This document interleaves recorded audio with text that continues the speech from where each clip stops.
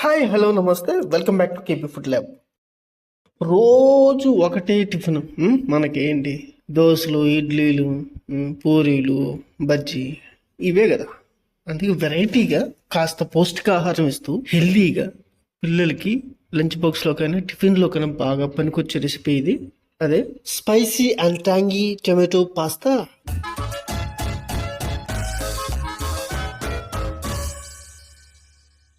ప్రాసెస్లో first 1/2 kilo Penney pasta తీసుకుని 2-3 లీటర్ల వాటర్ వేసి కొంచెం సాల్ట్ అలాగే కొంచెం ఆయిల్ కూడా వేసి హై ఫ్లేమ్లోనే దీన్ని బాయిల్ చేయాలి. మనకి పాస్తా 80% కుక్ అయ్యే వరకు సుమారుగా 10 నిమిషాలు హై ఫ్లేమ్లోనే బాయిల్ చేస్తే పాస్తా 80% కుక్ అవుతుంది. 80% అంటే ఎంత సాఫ్ట్గా ఉంటుంది. ఈ స్టేజ్లో మనం కంప్లీట్గా డ్రైన్ చేసేసుకుని పైన కోల్డ్ వాటర్ వేసేస్తే కంప్లీట్గా కుకింగ్ అనేది అరెస్ట్ అవుతుంది. పైన కొంచెం ఆయిల్ కూడా వేస్తే పాస్తా అంటుకోకుండా ఉంటుంది. సబ్స్క్రైబ్ చేయలేదు కదా, please subscribe, like and share and comment. Thank you. ఇప్పుడు పాస్తాని టోస్ట్ చేయడం కోసం కడాయిలో 2 టేబుల్ స్పూన్ ఆయిల్ తీసుకుందాం. అలాగే నేను ఇక్కడ పాస్తాకి మంచి కాంబినేషన్ అన్నమాట ఆలివ్ ఆయిల్ కూడా యాడ్ చేస్తున్నాను. ఇది కంప్లీట్గా ఆప్షనల్.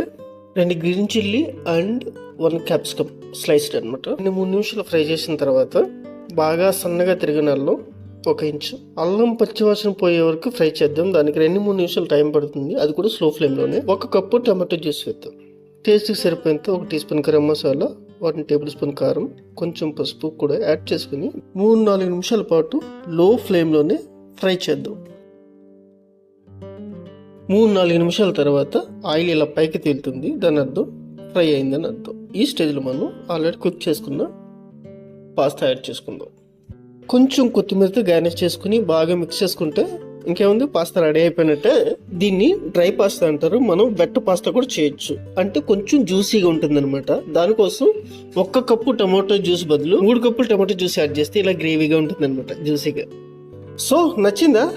నచ్చితే కనుక please like, share and subscribe. Thank you very much.